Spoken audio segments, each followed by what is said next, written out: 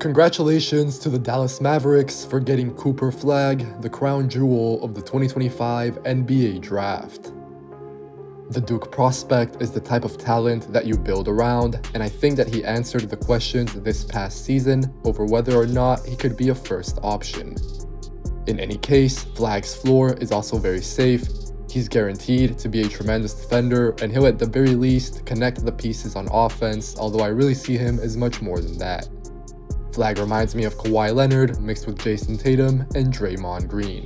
He's a fascinating fit in Dallas next to Anthony Davis, potentially Kyrie Irving, and even Dereck Lively and Daniel Gafford. The 18-year-old averaged about 19 points, 8 rebounds, 4 assists, and 3 stocks per game this season.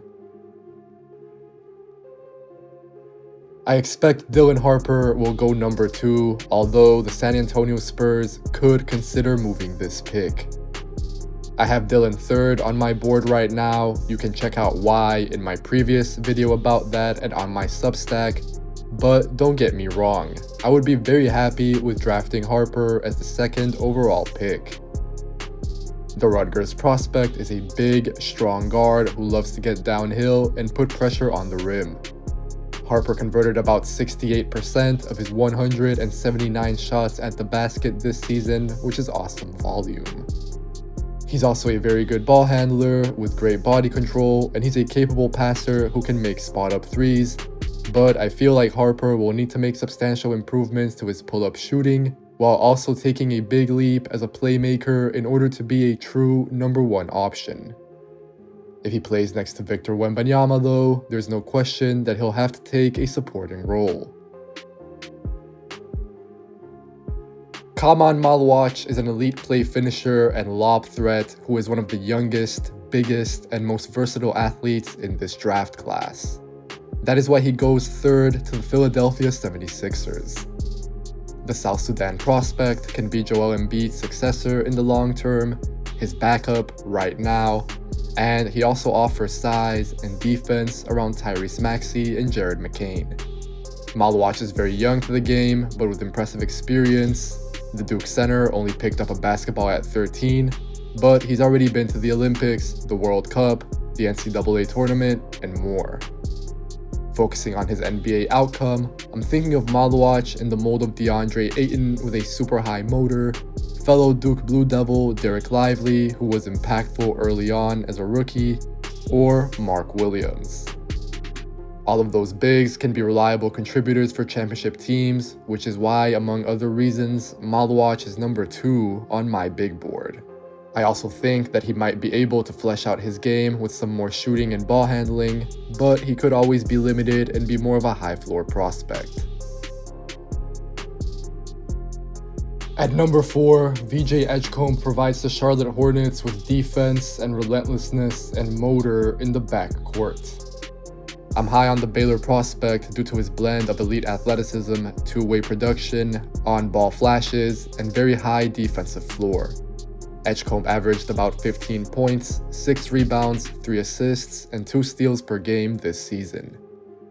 In a high-end outcome, VJ can be a top 3 player on a deep playoff team. Think Russell Westbrook or Amen Thompson with less handles. Then, in a median outcome, the Bahamas swingman is a defense-first, off-ball guard who primarily scores in transition and out of catch and shoots. Maybe that resembles some version of Victor Oladipo. And then, his lowest end scenario sees Edgecombe not developing his finishing, ball handling, and maybe shooting enough to be a true guard, while also lacking the size and the length to truly be a wing. With the 5th pick, the Utah Jazz select Collin Murray-Boyles. This is not a flashy selection, but I love his fit around Lauri Markkanen, and I think that the Jazz's timeline can hold off another year to make a run at the 2026 draft for a ball-dominant superstar. I believe in CMB due to his intersection of functional athleticism, two-way connectivity, on-ball flashes, and 2 years of college production while being relatively young. This season, the South Carolina forward put up 17 points, 8 rebounds, 2 assists, and 3 stocks per game. In a best-case scenario, CMB can be the 3rd best player on a deep playoff team. And then a lower end outcome is centered around how he still has decent feel, but ultimately lacks the shot and the size to excel in either front court position.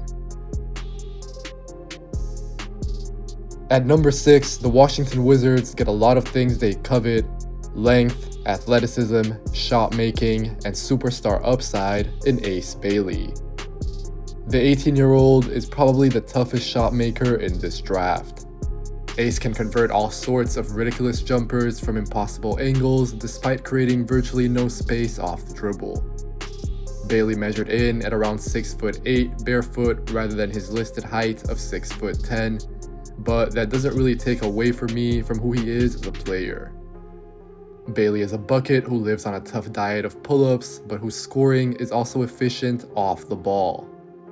The hope is that he can downscale in the NBA while also focusing more on rebounding and cutting, but this would take a big adjustment. Bailey is an inconsistent defender, a poor ball handler in the sense that he cannot separate from defenders, and virtually a non-passer. Trey Johnson becomes a New Orleans Pelican at number 7. The Texas freshman is a pure bucket getter who reminds me of Tyler Hero, Cam Thomas, or CJ McCollum, and the Pelicans have the wing defenders to cover for him on that end. Johnson makes super difficult shots off the bounce, and he loves to call an ISO to get a bucket. He's a flexible ball handler and a capable decision maker when he's focused on passing, but that doesn't happen that often, and he also doesn't put any pressure on the rim.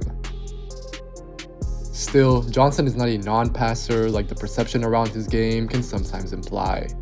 However, Johnson contributes very little as a defender, and he needs to become more physical. Jeremiah Fears is the best prospect available at number 8. The Brooklyn Nets need a point guard, and he projects decently off the ball in the case of future roster moves. Fears reclassified to play as a college freshman this season, and he was a super high usage pick-and-roll playmaker for Oklahoma. Fears lacked efficiency, shooting, and passing. His turnovers could be frustrating, but his context and youth should be taken into consideration. A wider look reveals that Fears still created a ton of advantages as a scorer and as a playmaker while being incredibly young and being the main target of every team's defense. This is important to know because it could apply under Jordi Fernandez next season as well. At his best, the Sooners guard is a creative operator out of ball screens with awesome handles, crafty passing, dynamic pull-up shooting from 2 and from 3, and the quickness to get into the paint and to the rim.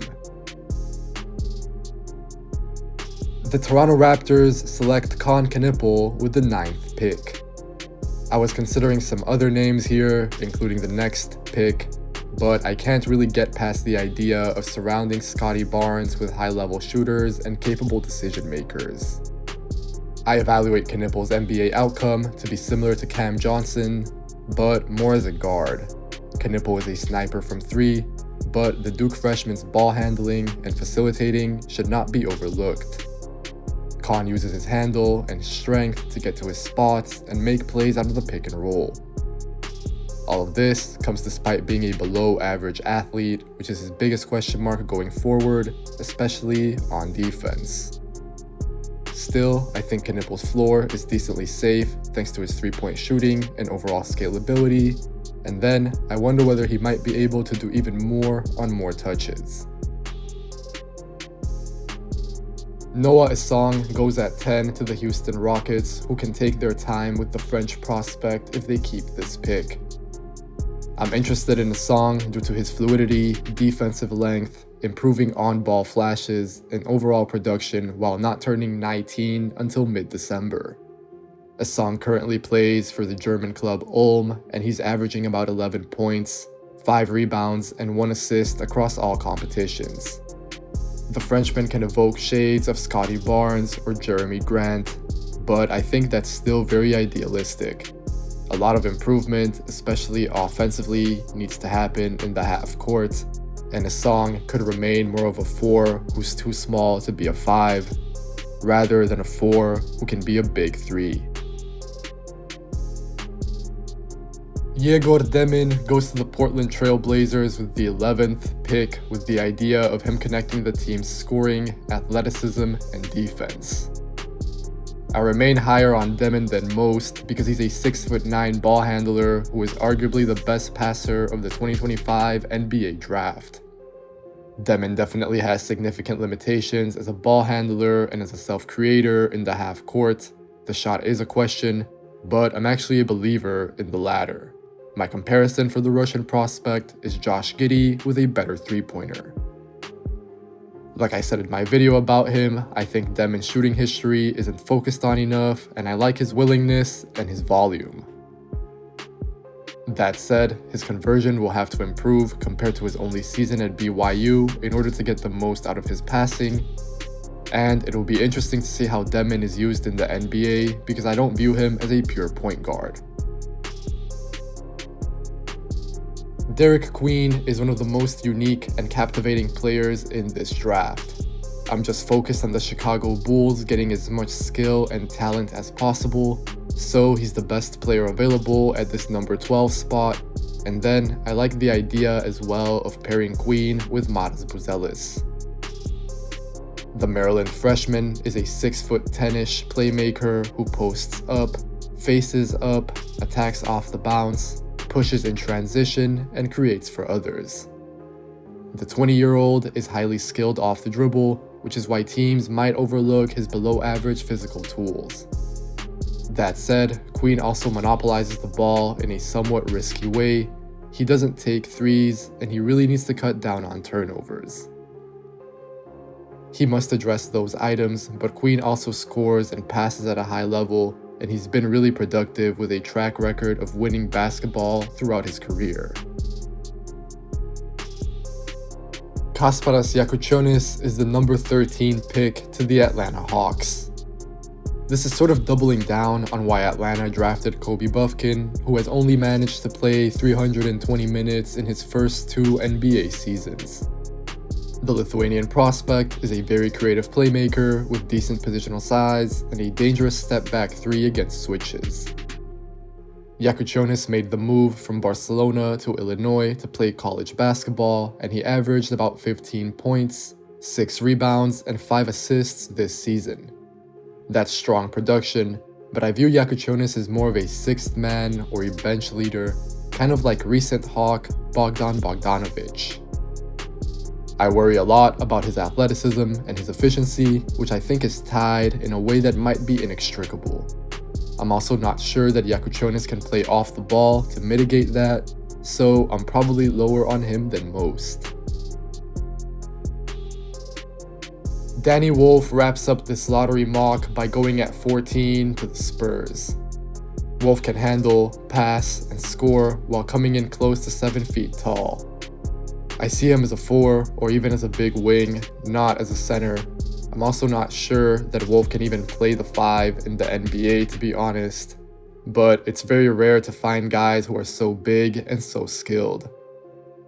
I'm actually not this high on Wolf in my own board, but I think that the Spurs would love to pair Victor Wembanyama with another center-sized player. Plus, San Antonio has taken some risks in the draft recently, and they like players who do a little bit of everything. The Michigan junior averaged about 13 points, 10 rebounds, and 4 assists per game, while also being a passable defender at the college level thanks to his size. I think that Wolf's diverse skill set can really flourish on offense in the NBA, but I'm not really sure who he defends. Wolf lacks the foot speed to stay with wings, he's not athletic enough to switch onto guards, and I don't know that he protects the rim or the post well enough to defend centers.